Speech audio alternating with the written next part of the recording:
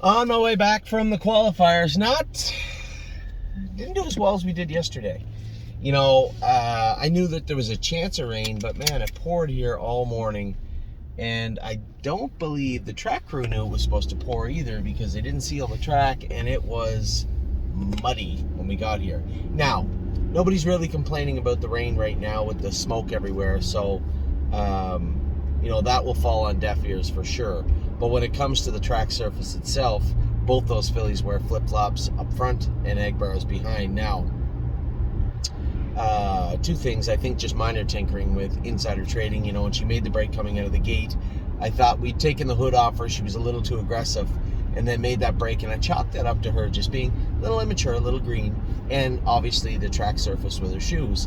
But down the lane, she did it in almost the same place, and I could see her touching herself and getting out of gear. So what do we do about that? We did take the shims off of her behind because of how it kind of bothered the outside wall of her foot the other day. She was sound. There was no issues in that regard. And Preston had lowered her on the outside, which is exactly what the shims would be doing. Now, is it to the exact same degree? Maybe not. A lot of things went through my head when I went under the wire, and thereafter, one, I was angry because I was covered in mud, and the filly made a break, and I knew that Flash Fly was going to be in trouble. But in regards to the mechanics of insider trading, I thought hobbles, I thought this, but I don't think any of that'll help.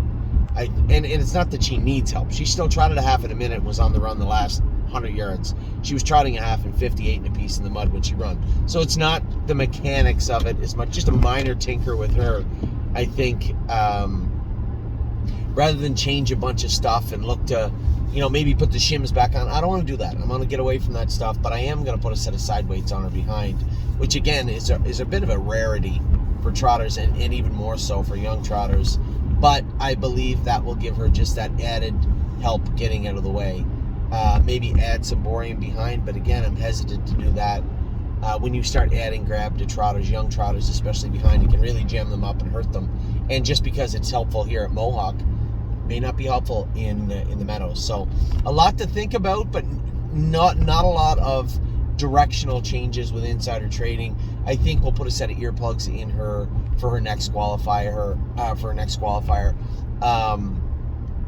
and just make those minor changes. I'm confident that will be more than enough for her. Now, Flash Fly is another story. Bit of a unique gait. I'm happy with her soundness. She's very sound, but interfering. And to the point where I'll put it to you this way, she wears two sets of bell boots up front.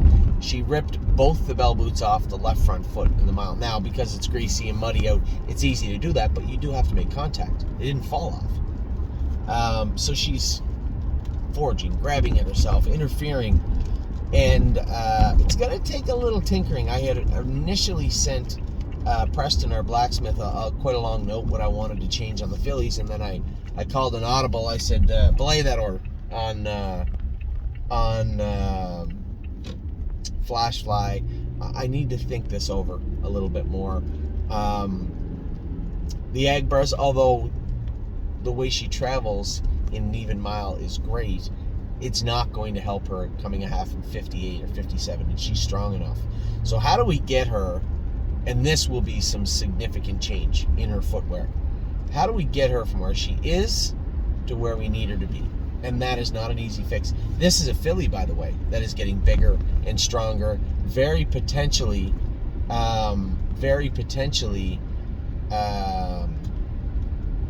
going through a growth spurt right now also. Is that playing a role? A lot to ponder with Flash Fly. Again, 100% sound. I'm very, very happy with her soundness, and equally disappointed with her mechanics right now. But again, this is 2-year-old stuff, and we can work through it. The other filly, I think it's turn the page. For them to go, I almost scratched them. Honest to God, I almost scratched both of them when I warmed Flash Fly up over the mud. I said to myself coming off the track, they're not going over this. No shot. And sure enough, they didn't. I would turn the page and just call it a bad track, but keep in mind, there was a little more to it than that today. Going to make some wholesale changes to Flash Fly's shoeing. Going to make some minor tinkering to insider trader shoeing, Insider Trading shoeing, and I think that will be it for Insider Trading. She'll be fine. The other filly, you tinker a little bit with her. So lots racing today. We get some other horses qualifying tomorrow. The weather is supposed to be much better tomorrow, I believe. As I said, I wouldn't mind if it rained a little bit more today. I didn't find it bad. I can't smell the smoke, and it's not hazy right now. But there's still quite a bit around. So with that, I'm going to let you guys go. Not the morning we were looking for, but you know what? Not the end of the world when it comes to either of these fillies. I was happy with their gait work. I was happy with their intelligence. Need to help Flash Fly out with her gait. She's a little frustrated and struggling a bit.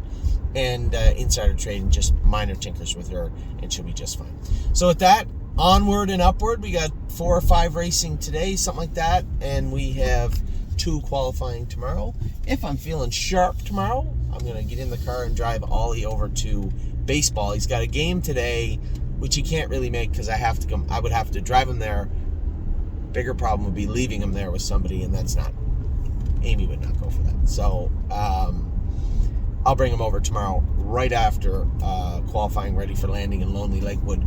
We'll head over to Ohio I'll head over to Ohio if the girls come. Great. If they want to stay home, that's fine too.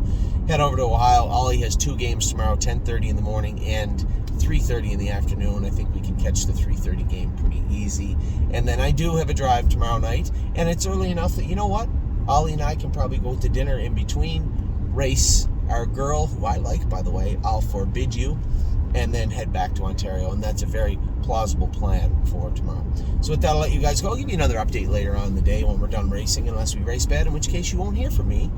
But either way, I will talk to you tomorrow at some point. Take care.